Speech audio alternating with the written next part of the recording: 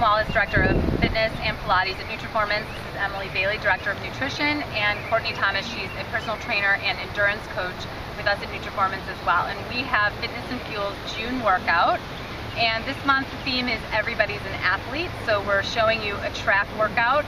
We're going to give you some running intervals as well as some body weight strength exercises. And if you can't get to a track outdoors, you can definitely modify to do this workout in the gym using a treadmill as well.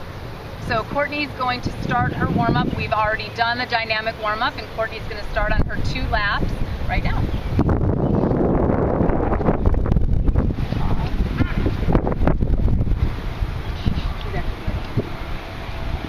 Since everyone is an athlete, you do want to make sure you do not waste your workout by not fueling for it. So making sure that whether your goal is weight loss, increased performance, or just to keep up with your day-to-day life, you should be making sure there is some pre-workout component, like a breakfast if you're a morning exerciser, a snack before lunchtime, or a snack before an evening workout. And then making sure you are not wasting the efforts of that workout is making sure there is a post-recovery snack. So it could be that mid-morning snack after that morning workout, could be lunch after a noon workout, or it could be dinner after that afternoon before after work workout. And always making sure that you are having, depending on your goal, if it is weight loss, the portion size is going to change. If it's performance enhanced, you're wanting to make sure that you're trying to increase that lean body mass, so there might be bigger portions. Always individual, and then of course your stomach tolerance is a major contributor to what you are going to want to be consuming before a workout. Hydration, of course, is a major component. So whether you are just starting to work out, you get hungrier as you exercise. So I know it sounds counterintuitive to eat after working out, but if you don't eat after you work out, you will be starving later. So do not waste that workout. Okay, as Courtney comes back from her warm-up, we're going to pretend Emily already did her warm-up. We are going to show you the strength exercises, and that was 2 laps at a moderate pace. Courtney's back here. So the girls are going to start with a step-up squat. You're going to do 10 repetitions on each leg. So they're starting with the right leg. They're stepping up onto the bench, pushing through the heel, really activating the glutes. You want to keep the knees behind the toes. And they're going to do 10 on the right and then 10 on the left. And you girls don't have to do all of them here. And the next move, once you've completed 10 and 10, is going to be a wide plank. So you're going to have the hands on the bench. You're going to take the legs just beyond shoulder width apart. We're going to lift the left leg up, keeping the hips even. As they exhale, they're going to bring that left knee in towards the right elbow. So exhaling, bringing it in, stable hips, shoulders back. So you're working your upper body, holding that plank, and then you're working your core, especially your obliques, on that knee in, crossover. Just don't drop that hip. All right, girls, the next one is a crossover side lunge. So let's start with a step up. They're going to step up onto the bench, and then they come down, and with that same leg, they're going to go into their lateral lunge.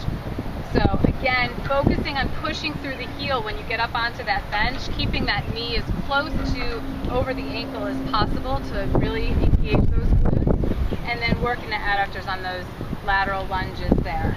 All right, and our very last exercise is going to be an incline tripod push-up. So they're up on the bench here. Let's go ahead and lift the right leg up, and you've got 10 reps on each side.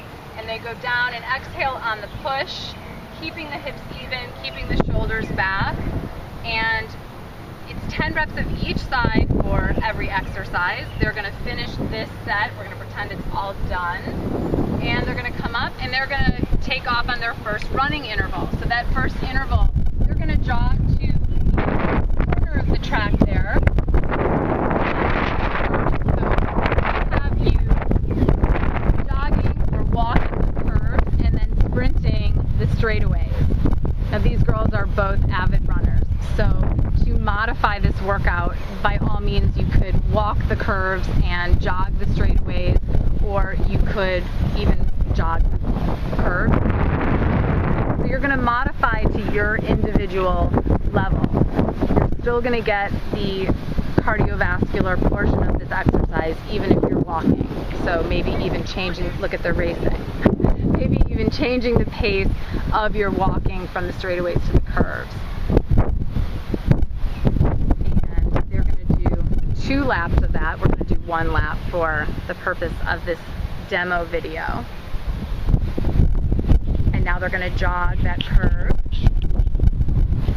If you were inside doing this on a treadmill, one lap around a track is about a quarter mile, so you could do quarter-mile intervals on the treadmill and divide that into your sprints and jogs, or your jogs and walks, and then do the strength sets in between.